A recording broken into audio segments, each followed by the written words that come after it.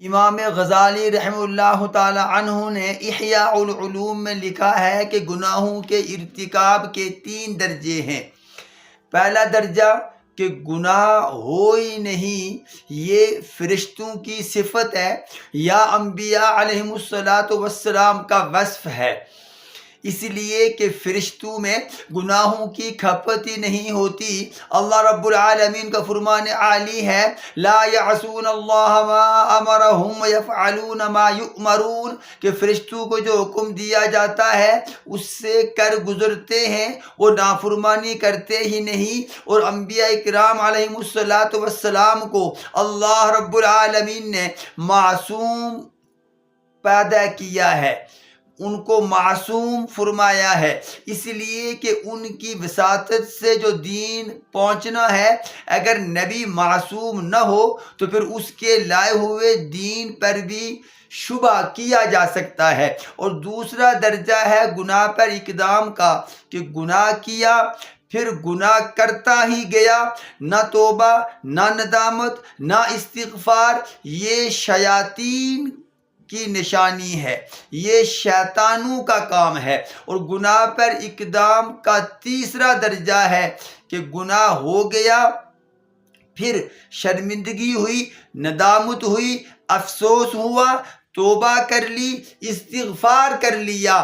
یہ انسان کا وصف ہے، یہ انسان کی صفت ہے، یہ آدمی ہونے کی علامت ہے، نشانی ہے کہ اس آدمی سے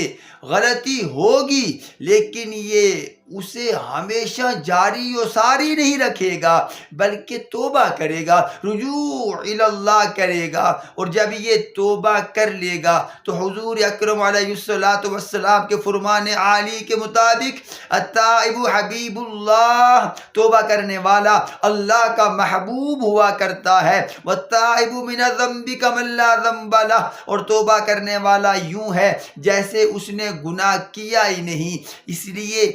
آدمیوں، انسانوں کی صف میں شامل مخلوق، اگر آپ سے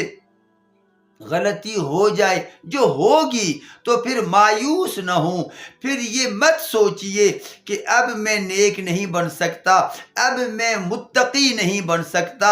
اب میں اچھا انسان نہیں بن سکتا، یہ مت سوچئے، یہ شیطان سوچ پیدا کرتا ہے، وہ توبہ کی طرف نہیں آنے دیتا۔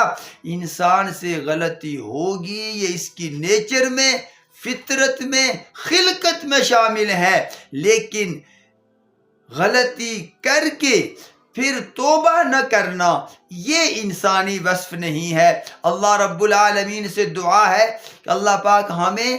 ہمہ وقت توبہ تائب رہنے کی توفیق عطا فرمائے۔